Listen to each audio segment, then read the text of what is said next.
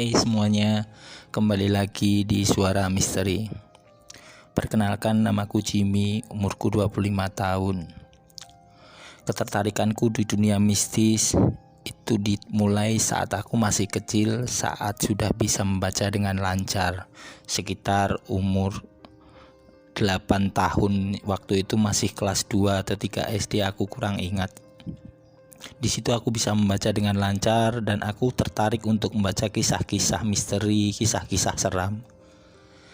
Aku juga sering mendengarkan kisah-kisah itu dulu dari radio yang dimana menceritakan horor-horor dan aku sering mendengarkannya. Tetapi sampai umurku 25 tahun ini aku tidak pernah sama sekali melihat, bahkan cuma merasakan hal gaib pun aku tidak pernah bisa merasakannya. Untuk membaca dan mendengarkan sendiri, aku tidak terlalu takut, bahkan tidak terlalu dibuat merinding karena cerita-cerita itu. Singkat cerita, ada temanku yang menyarankanku untuk datang ke seorang paranormal, di mana tujuannya untuk membuka mata batinku.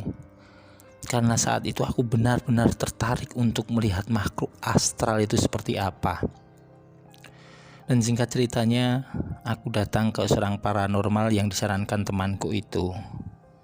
Sebelum aku datang ke sana, aku memutuskan hari itu juga aku harus bisa melihat yang namanya makhluk gaib. Sore sekitar jam 6 aku berangkat. Sesampainya di sebuah pedesaan itu, aku bertemu dengan sosok paranormal itu. Jam 8 aku disuruh masuk untuk menemuinya. Tanpa mengutarakan tujuanku apa, paranormal itu sudah mengerti. Sebelumnya aku mengingatkan kepada kalian untuk terus ikuti cerita ini, karena akan ada kejutan nanti di akhir bagian cerita. Dan cerita ini akan dibagi beberapa part.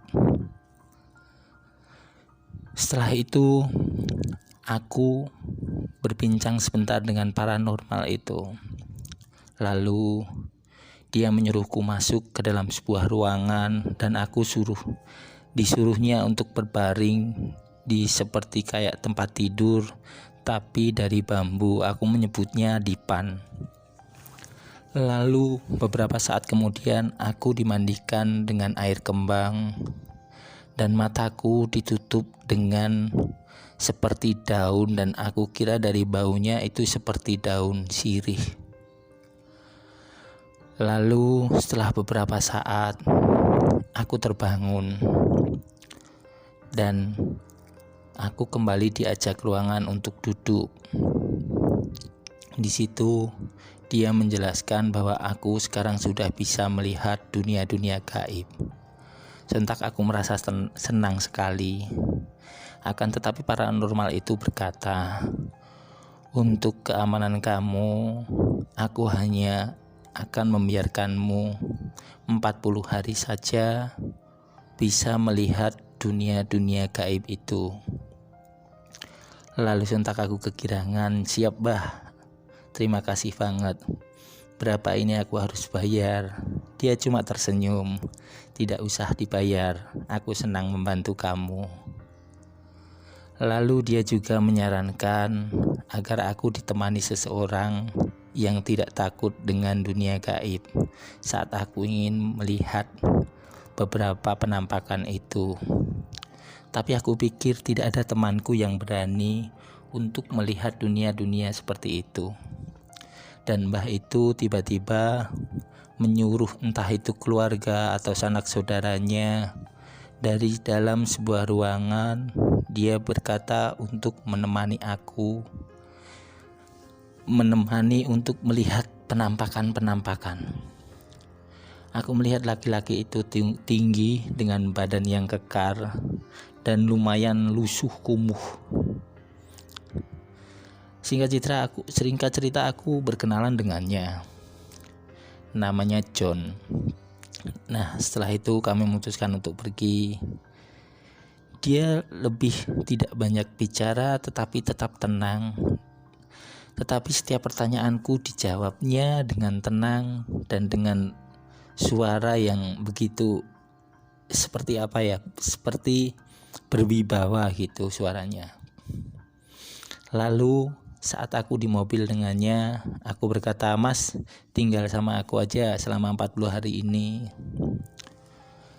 Lalu di tengah perjalanan aku melihat ada seperti pemakaman tapi sudah tua. Jadi ada kuburan tapi sedikit gitu. Lalu aku berkata, "Mas, kok aku udah lewat kuburan kayak gini belum melihat apapun penampakannya?" Lalu dia menyarankan untuk turun. Kita turun saja. "Tapi benar-benar kamu tidak takut kan?" Aku langsung menjawab dengan bangganya, "Wah ya tidak sama sekali dong." Tetapi dia mengingatkan kepadaku, "Jikalau aku melihat sosok penampakan yang ingin kulihat itu, jangan berteriak, jangan kabur." Dan setelah itu aku memutuskan berhenti di pinggir jalan dan aku memarkirkan mobilku itu di depan sebuah perkuburan tapi agak kecil, nggak terlalu besar. Aku masuk, melangkah ke dalam kuburan itu. Dan sosok yang pertama aku lihat, di mana sosok itu sedang duduk di sebuah pohon. Aku tidak tahu sosok itu dengan jelas. Tetapi ketika aku mendekat, si John menyentuh pundakku. "Ingat, jangan teriak, seolah kamu tidak melihat saja dan jangan pedulikan." Lalu aku dengan kode menganggukkan kepalaku, mengiyakan perintahnya. Aku mulai mendekati sosok itu. Dan jelas saat aku mendekatinya, aku berpura-pura berpaling ke atas dan mengenakkan kepalaku ke pohon itu. Aku melihat sosok seorang wanita di mana rambutnya terurai, duduk dengan bergelantungan di atas pohon itu. Dia mengenakan gaun putih. Dan aku berpikir, oh inikah sosok kuntilanak itu? Dan aku melihatnya dengan jelas, tetapi aku tidak melihat wajahnya.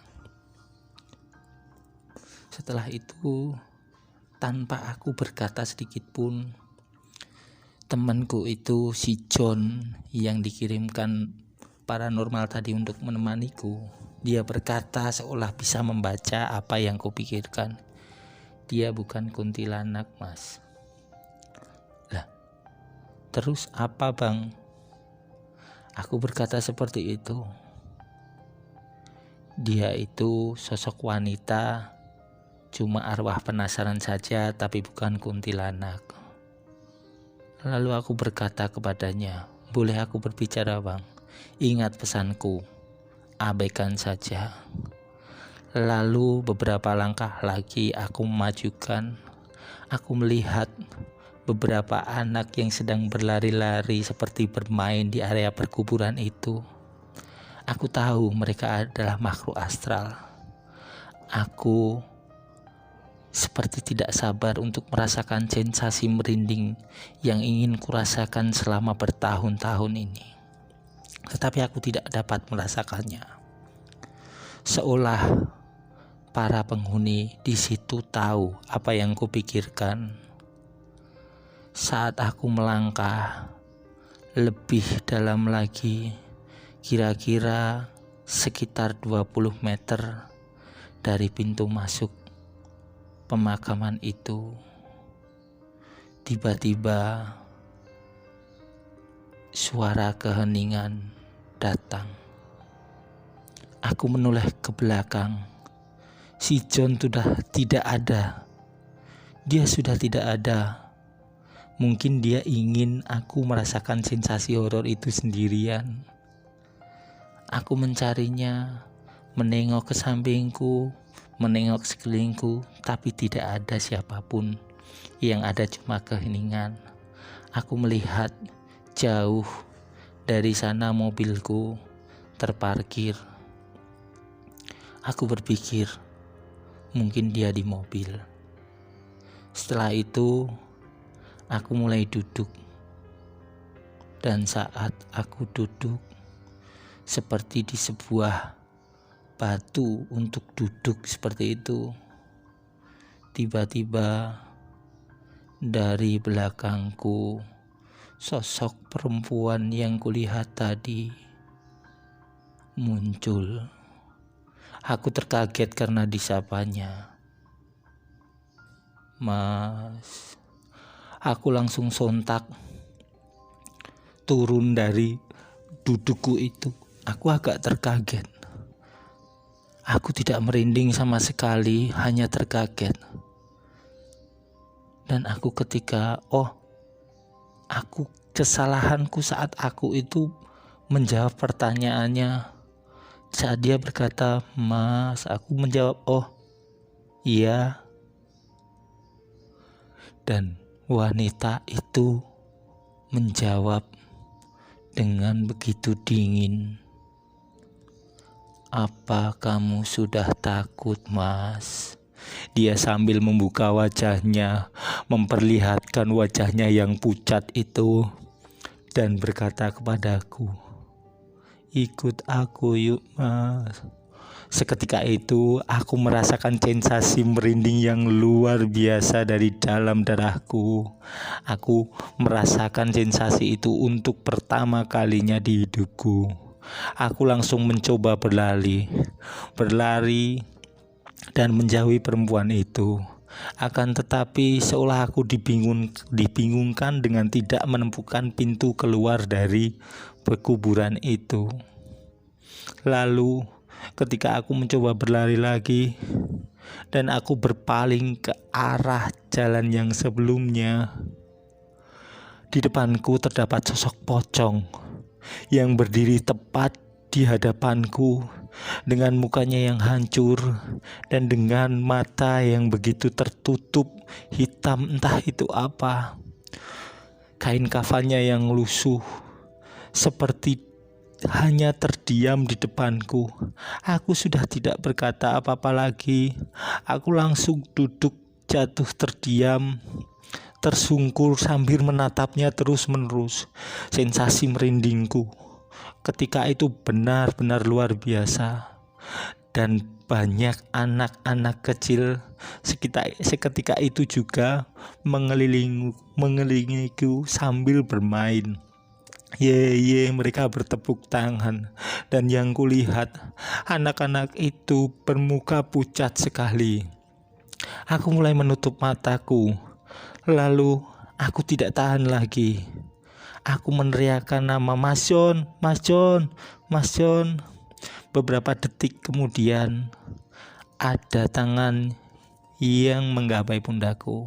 "Mas, sudah cukup." Aku langsung berdiri, "Mas, tadi kemana saja sih?"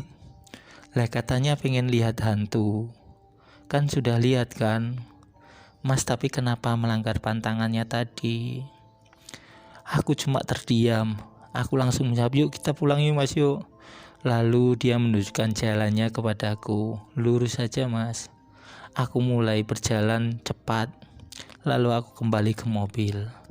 Dan entah kenapa tiba-tiba Mas John sudah duduk di sampingku.